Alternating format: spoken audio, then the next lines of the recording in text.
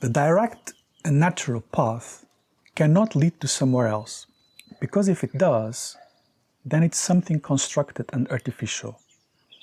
And that's not the authentic primordial state. So why do we speak of a path? That's what I want to talk about in this video.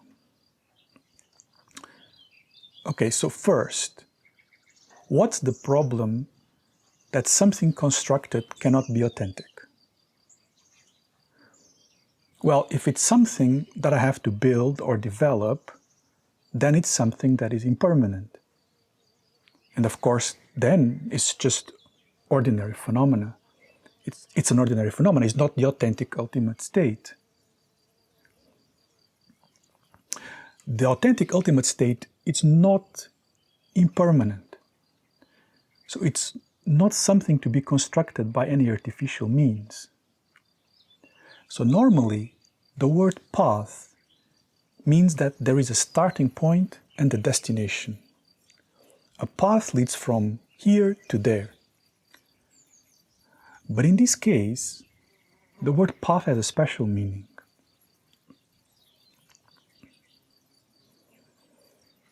But why do we even use the word path at all then, you know? Well, because the normal experience that people have is not the primordial state. So the mind, as it is, in the normal sense, in the dualistic and confused experience, filled with grasping, fixations, disturbing emotions, problems, this ordinary mind, this is the starting point. This is the start of the path.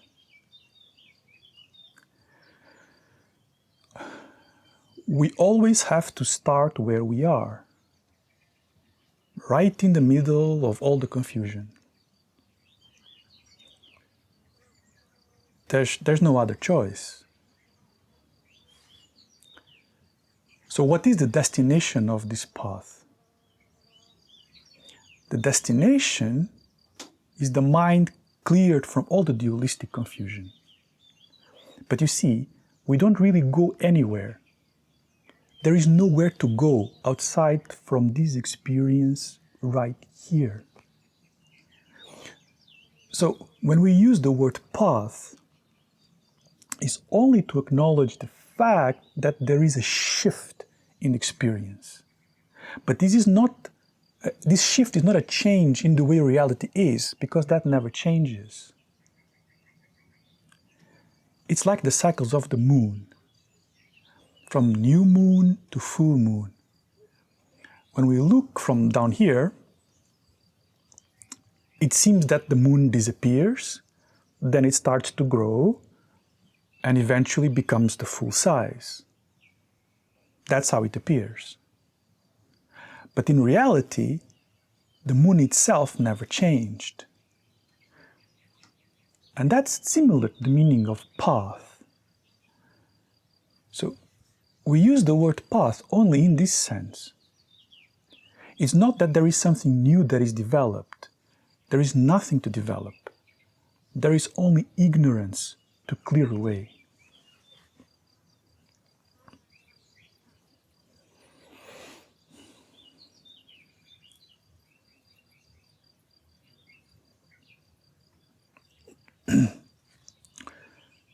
So for that, the most important thing is to discover the real condition of that which we call I, me, myself. You see, this I is the source of identity, ideas, desires, hopes, fears, of all the confusion. Because, you know, who is it that experiences everything? It is I. You know, it is I that seems to experience birth, suffering, life, death. I is the one who is always searching for satisfaction and for pleasure. The one who feels that something is missing. The one who feels separate, alone, lacking, wanting, angry, and so on. What is that I? That is the most important question from the start to the end of the path. I mean, I could even say it's really the only question that really matters, actually. If we really look for what the nature of this I is,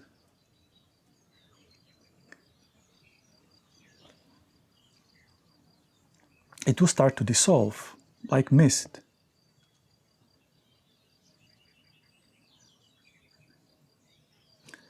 This morning, early in the morning, this old valley, not here, down there, all the valley, it was filled with kind of, morning mist. The sun came up and now it's gone.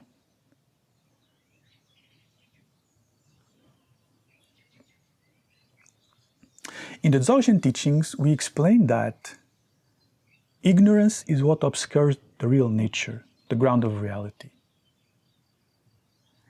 And this I is the most visible and obvious aspect of ignorance. Actually, is the very first manifestation of ignorance, at least that we can talk about in the sense of something we can see now. There are subtler layers, but those are not easy to see. But the self, that is easy to get a sense, and that is fully arising of that what we can call ignorance. So, why is that? Because it's a confused contraction of the natural, pure cognitive power of the pure ground of reality.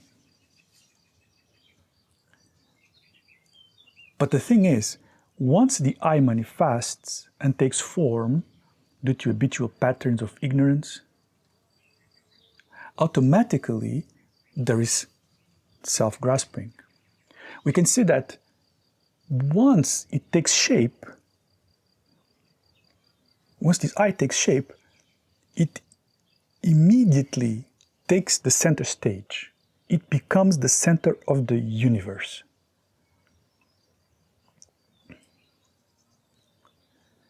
Every self is the center of the universe. And the way it relates to that universe is through a very basic set of experiences. I want, I need, I don't want, I like, I don't like, or I don't care. That's basically it. It's really primitive. We see this very obviously in babies or very young children. I want, I don't want, I like, I don't like, and it's very strong, very visible. It doesn't change really, As we grow, and our sense of self grows also, by adopting a vast network of concepts about ourselves, about itself and the universe. That basic primitive set manifests in more sophisticated ways. Or at least it seems like that. But it always comes down to it.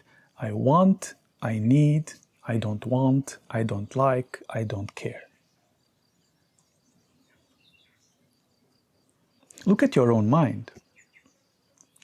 No matter what sophisticated ideas there may be about self and the world and spirituality, it all comes down to that.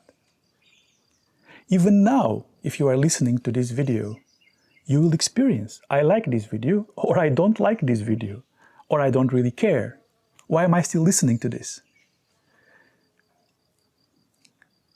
And the thing is, these patterns are also just habitual tendencies. So the other side of this, the stronger those fixations are, like or dislike, the stronger the sense of self or ego also seems to become. Because you see, the self cannot exist without the objects that it's fixating on. In fact, the self arises because of fixating on things as real. The self is a relationship with appearances. It's not some kind of static entity. If we really try to search for what it is and go beyond the surface, beyond all surface level labels, what is it that we find? If you look directly at your own sense of self,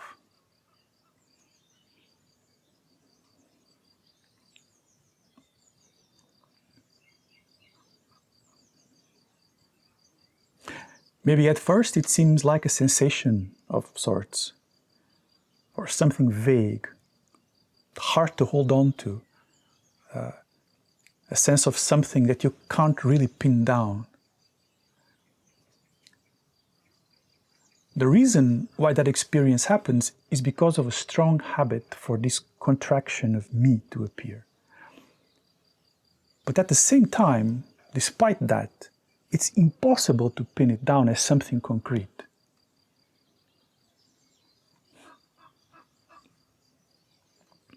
But if you keep observing, gradually it becomes even more subtle, more ungraspable. It is like a phantom, a ghost, a shadow, a mirage. There is no self there. It's a great illusion.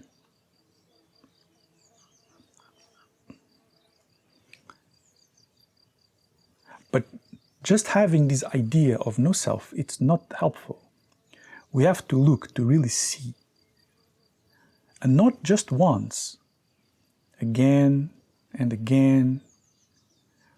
Because even if we get a glimpse, it's not enough. Because the habit of this ghost to recrystallize itself is very strong. It keeps coming back. And also, we reinforce it. We reinforce it again and again by all our fixations, hopes, fears, chasing these and that.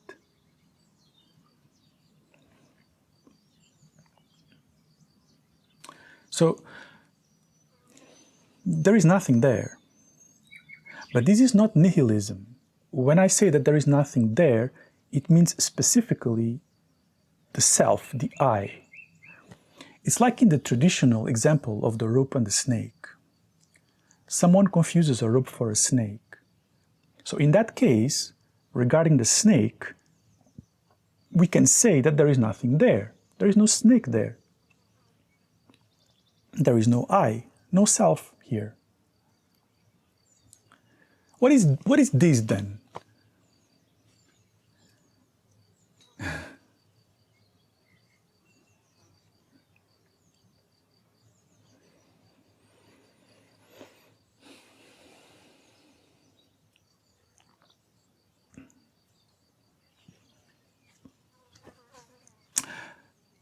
Is the luminous great expanse, the luminous ground of being, the Dharma, the great expanse.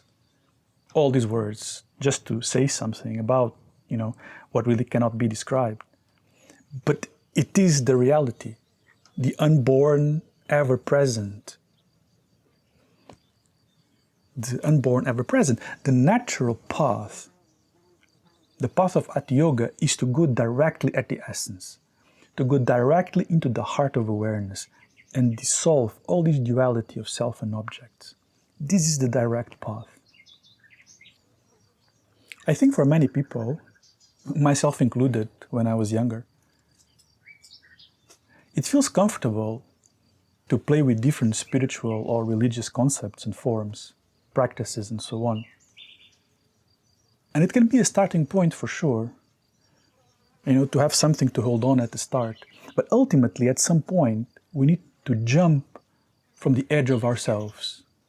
All the effort placed into developing this self, self-improving, self-developing. This is very trendy these days, even in Buddhism. This idea that the Dharma is to become better, to improve ourselves and live better lives. But the Buddha said there is no self, so I'm not sure where this is coming from. Okay, let me take a step back. Sure, we experience many problems that are related to our attitudes, behaviors, conditioning, and so on. That really create suffering for ourselves and others, that's true. And people also cause many problems to others because of attitudes and behaviors. So we can try to fix all those things one by one, improving these attitudes and that, like pruning small branches on a tree. Or we can go straight to the root, the illusory self. Why waste time? But I know, I get it. It's not so easy. Sometimes when faced with very strong disturbances, I do understand. I know how it feels. So sometimes it's just a matter of necessity in the moment to prune a branch, to fix something that gives some immediate relief to some strong problem. Sure, it's just how it is. Here I'm speaking strictly from the Dharma perspective. So it becomes a problem when we forget what the main point is. Then it's a problem, because then we are just feeding delusion. I like very much that phrase from Dogen. To study Buddhism is to study the self. To study the self is to forget the self. To forget the self is to be actualized in all things. We say the same in Dzogchen in different ways. We must go to the essence of the mind. What is this self? What is this mind? What are these thoughts? This is the most important. I think often it's just more comfortable to play around outside, to play with spiritual things, to play with self-development, because that's something that the mind is already used to doing, to do something. But the thing is, working on myself, working on improving myself, or becoming a more spiritual self, is a self-referential project. Do you see the problem? It's self-referential. When it comes to the final solution to realization, seeing our true nature, it doesn't help. It really doesn't. Some people say Buddhism is about becoming more kind and better human being. But how can that be? It's not matching, you see.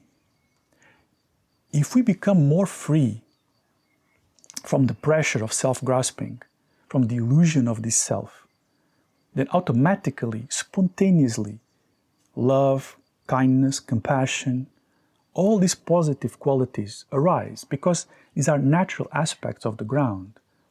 These are spontaneous qualities of the essence of pure being. There is no need to develop that. We only need to clear away the confusion. But of course, this is not a free ticket to go out into the world and do whatever we please, creating all kinds of problems, because that can be misunderstood. But if you are still here listening, then I think you understand that. I don't think I need to get into that.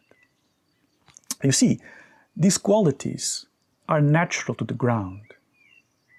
The self is an illusion. The real nature, the Buddha nature, the ground, is spontaneously present, with the aspects of purity, pure love, pure wisdom. So, if that is the real nature, there is nothing to develop or construct. It's the opposite direction. Just like a small bird doesn't need flying lessons. Sure, at first it cannot fly very long distances, or maybe it's even a little clumsy. It tries and repeats, but it's natural for it to fly. The path, the natural path, has to be in accordance with the natural state. Otherwise, it's just another construction.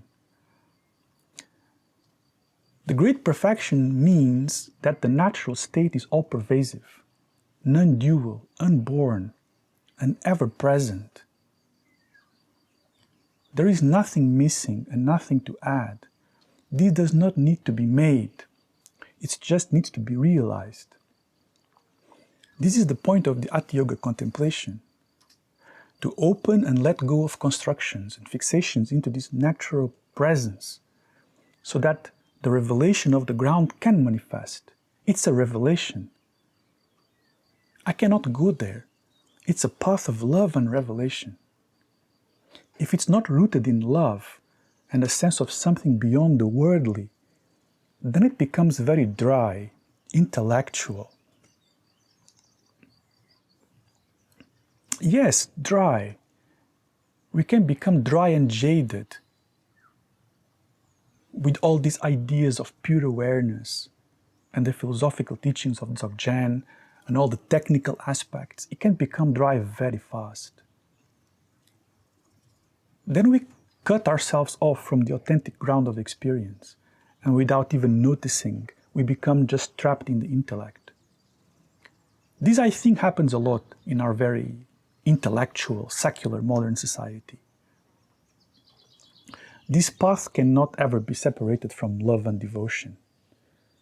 Devotion towards the great ultimate ground, devotion to the great expanse of reality, devotion towards awakening. In normal Buddhism, this is called bodhicitta. But I feel this is also often twisted into some kind of worldly altruism. So I prefer to say that it's love for awakening, for all beings. In Dzogchen, the teachings on pure awareness, if the teachings on pure awareness become separated from that, it falls very fast into intellectualism, the dry stuff.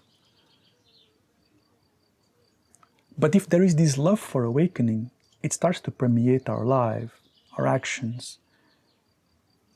It is there all the time, no matter what we are doing. There is no need to contrive anything, to force any positive qualities or develop anything. It all comes from that very naturally. And most important, it pushes us away from being locked up in the intellect. It pushes us into experience that is rich with liveliness, awake liveliness. Does that mean that all our problems, limitations, traumas, emotional troubles, that they will just vanish, like disappear overnight? No, it doesn't mean that. Whatever experiences are still manifesting due to habitual tendencies, past karma, and so on, they manifest, and it is what it is. But it's softer somehow. It's softer somehow because, as I said before, self and appearances are reinforcing each other. Things come and go. Troubles and disturbances, they move in and out of experience. But the openness and love remain unmovable. And this shift is immense. The implications of this shift are immense. It may not be clear at first, but gradually it becomes clear how significant it is. So the natural path, the primordial path, presence, lucid, clear, open, this moment, this present, lucid, clear, aware, open state. It doesn't fixate on anything. There is no self there.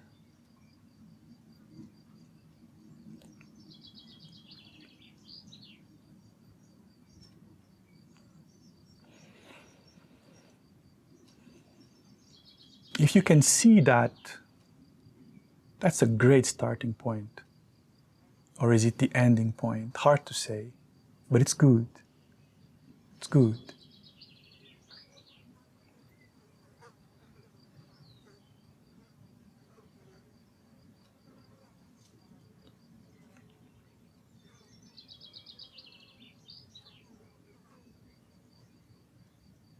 I hope this helps.